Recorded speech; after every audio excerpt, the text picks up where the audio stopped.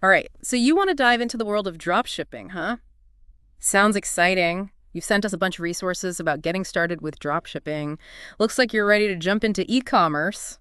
Yeah, and it's definitely a popular choice these days. I mean, selling online without dealing with inventory, who wouldn't be interested in that?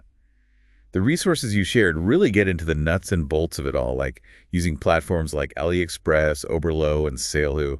Yeah, it does sound pretty dreamy when you put it like that, but like with any business, I'm sure there's more to it than meets the eye. Oh, absolutely. One thing your resources really emphasize is that while getting started might seem easy peasy, your long-term success, that all comes down to those early decisions you make. And you know what the most crucial one is? Let me guess. Picking the right product. Close, but even more foundational. It's all about niche selection. You got to get that right. Okay, yeah, the source material does mention that a lot. It's like they say finding a niche is like finding your unique space in a crowded marketplace. So how do we help our listeners find theirs? Well, good old market research is never a bad place to start. And your source actually gives a great tool for that, Google Trends. Basically, it lets you see what people are searching for online, which is insanely valuable. Let's say, for example, you're super passionate about sustainable living, right? Instead of just trying to sell like eco-friendly products, which is way too broad, Google Trends can tell you if there's more buzz around, say, bamboo toothbrushes versus maybe like reusable makeup remover pads. I see. So it helps you narrow down to something specific. Much better than just throwing spaghetti at the wall and seeing what sticks. So let's say we've nailed down a niche, we're feeling good. What's next on our dropshipping to-do list? Well, now it's time to find yourself some awesome suppliers, because let me tell you, a bad supplier can totally make or break your business. Think about it. It doesn't matter how amazing your website looks if the products are like terrible quality or even worse, they never even show up. Yeah, that's a recipe for disaster. You're relying on those suppliers to basically be an extension of your own brand. Exactly. And one thing your resources emphasize is the importance of ordering samples before you go all in with a supplier. It seems obvious, but why do you think it's extra crucial in the dropshipping world? I guess because you don't have that firsthand experience with the products like you would if you were storing them yourself. Exactly. You got to be extra sure about the quality and see how they handle things. It actually reminds me of this time, not with dropshipping, but I once ordered this like professional grade microphone online. Oh, tell me more. Well, it finally arrives and I'm so excited, right? And guess what? The microphone looks like something you'd get out of a cereal box. Totally cheap looking, nothing like the pictures. Oh no, what a letdown. Yeah, total waste of money. That experience really taught me the importance of doing your due diligence. You have to vet your suppliers just as carefully as you would like a business partner, because essentially that's what they are. It's like finding your soulmate in the business world. Huh. Yeah, you could say that. You wouldn't just marry someone based on their online dating profile, right? You got to go on a few dates, feel things out. You gotta see if there are any red flags. Exactly. And ordering samples is like dating your potential suppliers. You get to experience their product quality, their communication, how they handle problems, all that jazz firsthand.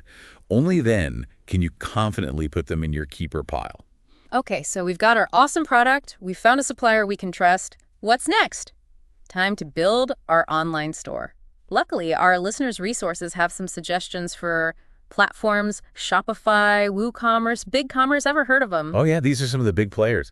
It's kind of like, imagine you're looking for a place to set up shop, right? Like a physical store. Okay, I'm following. So Shopify, that's like renting a space in a really nice, well-maintained mall. It's got everything all set up for you. Utilities, security, even some basic furniture. You can just move in and start decorating. Yeah. WooCommerce is more like buying a plot of land and building your store from scratch. You've got complete control. You can customize every little detail. But it sounds like that takes a bit more work, right? Exactly. You got to be more hands-on. You need to know what you're doing, maybe hire some contractors. Then there's BigCommerce. That's like, I don't know, renting out a floor in a fancy skyscraper. It comes with all the bells and whistles, premium services, the works. So you got to be a pretty big deal to need that skyscraper space. No matter which platform our listeners choose, though, your sources really stress the importance of making sure that online store is mobile-friendly. Which, duh, right? Everyone's on their phones these days. But how important is it, really? It's not just important, it's crucial. I mean, think about it. You're scrolling through your phone, you land on a website, and it's like totally impossible to navigate. The text is tiny, you have to zoom in to see the pictures, and good luck trying to click on anything. What do? Yeah, you give up and go somewhere else. Exactly. Hmm. And you know what? Your source actually mentioned that. Like a huge chunk of online shopping now happens on mobile. So if your site isn't mobile friendly, you're potentially losing out on tons of customers. You got to make it easy for people to browse and buy from their phones, period. It's all about that seamless experience. So our website looks amazing on every device.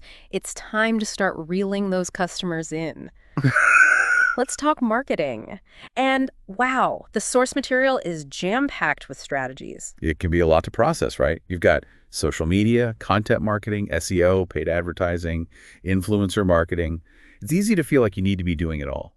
But one thing your resources stress is that it's way more effective to pick a couple of strategies to focus on at first, especially when you're just starting.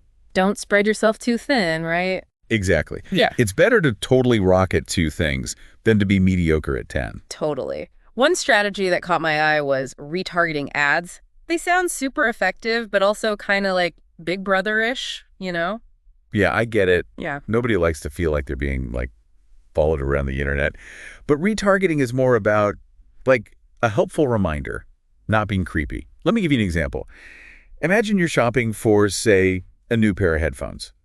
You add some to your cart, maybe even enter your info, but then, I don't know, you get distracted. Your cat walks across your keyboard. It happens. Exactly. So you close the tab, right? But then later, you're scrolling through Facebook and bam, an ad for those exact headphones pops up. That's retargeting. It's just gently reminding you about something you were interested in, which can actually be super helpful. It's like, hey, remember those awesome headphones you wanted? They're still waiting for you. Exactly. Okay, so we've got our store. We've figured out some marketing strategies. It seems like we're on our way to passive income and early retirement. Hold your horses there. I wish it were that simple. While launching a dropshipping business is a huge step, your sources really emphasize that it's not a set it and forget it kind of deal. It's an ongoing process that needs constant attention, analysis, tweaking things, adapting to changes. So more like a marathon than a sprint. Your source talks about this idea of A/B testing. Sounds very official and data-driven.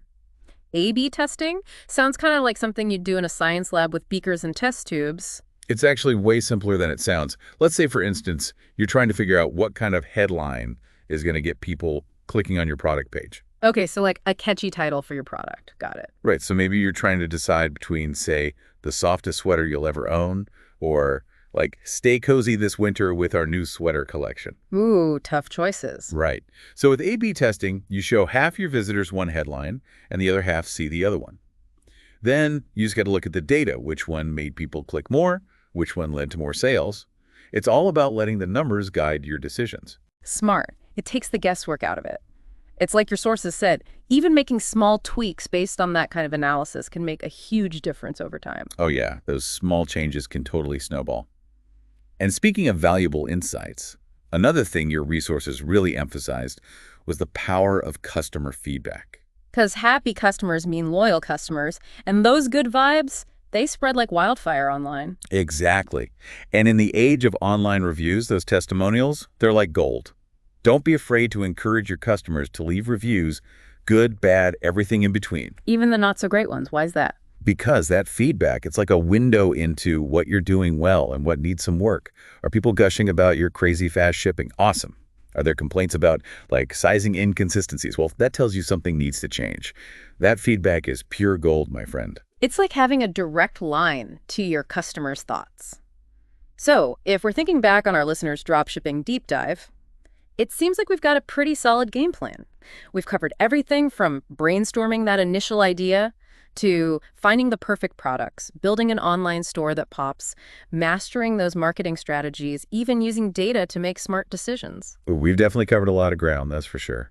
And I think what's clear is that, yeah, dropshipping can be an amazing opportunity, but it's not some get-rich-quick scheme. It takes real work, planning, and you got to be willing to learn and adapt as you go. It's about finding that balance between following your passion and, making those dollar bills. Exactly. And speaking of learning, as we were going through all this awesome source material with you, something kind of struck me, something that wasn't mentioned directly, but I think it's super relevant. Ooh, I love a good plot twist. Lay it on us. So we've talked about all these steps, right? But what happens after you've launched? What happens when things change, new trends pop up, or the algorithms decide to go haywire? See, the world of e-commerce, it moves fast. And if you want to stay ahead of the game, you got to be constantly learning. So true. You can never stop learning and growing no matter what business you're in. Well, that's all the time we have for today's deep dive into dropshipping. We hope this episode has left you feeling inspired, informed, and ready to tackle the exciting world of online business. Remember, every successful entrepreneur starts with a dream and a whole lot of hustle. Until next time, keep learning, keep growing, and we'll catch you in the next episode.